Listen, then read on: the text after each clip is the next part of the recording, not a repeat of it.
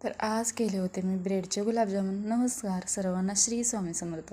रोज सकाळचा माझा दिवस आमच्या बाबांनी तोडून आणलेल्या ताज्या गोंडस फुलांनी सुरू होतो. मस्त चाफा, जास्वंद, मोगरा अशी फुले असतात. नंतर संध्याकाळी मी घेतले ब्रेडचे गुलाबजामुन करायला. मिल्क ब्रेडचा मधला पांढरा भाग मिक्सरमध्ये बारीक केला आणि त्यामध्ये दूध टाकत ते पीठ छान असं मळून घेतलं.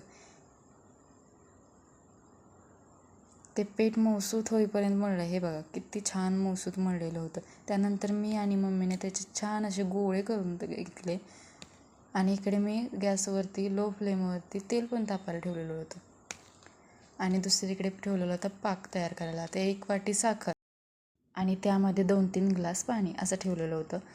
इकडे तेल पण छान असं तापलेलं होतं. त्यामध्ये मी गोळे सोडून घेतले आणि त्याला लालसर कलर येतोपर्यंत तळून घेतले.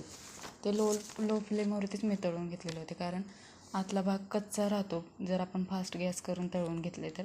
मस्त असं त्याला लाल कलर आला होता. इकडे माझा पाक पण तयार होत होता. मस्त असं लाल कलर त्याला आलेला होता. आतमधून अजिबात कच्चे राहिले नव्हते, कारण लो फ्लेमवरती तर जर तळून घेतले ना तर आतमध्ये अजिबात कच्चे राहत नाहीत. इकडे मस्त टाकले ना ताटात की वाजत पण होते, इतके खुसखुशीत झालेले होते. आतमधून हे बघा किती छान असे त्याला जाळी सुटलेली होती, मऊ सूत झालेले होते सगळे गुलाबजामुन. इकडे माझा पाकसुद्धा तयार झालेला होता. त्या पाकात मी सगळे गुलाबजामुन टाकून घेतले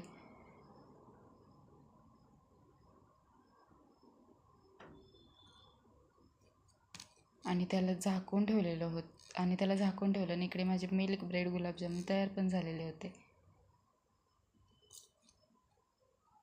इकडे मी बाबांच्यासाठी मस्त चहा करत होते. आमचे बाबा संध्याकाळचा मस्त इव्हिनिंग व्ह्यू एन्जॉय करत चहा पितात बाहेर.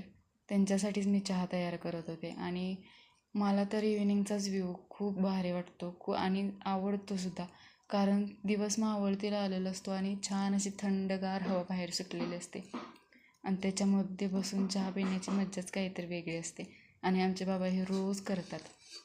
रोज असे बाहेर बसतात आणि चहा पितात, संध्याकाळचा इव्हिनिंगचा व्ह्यू एन्जॉय करत करत.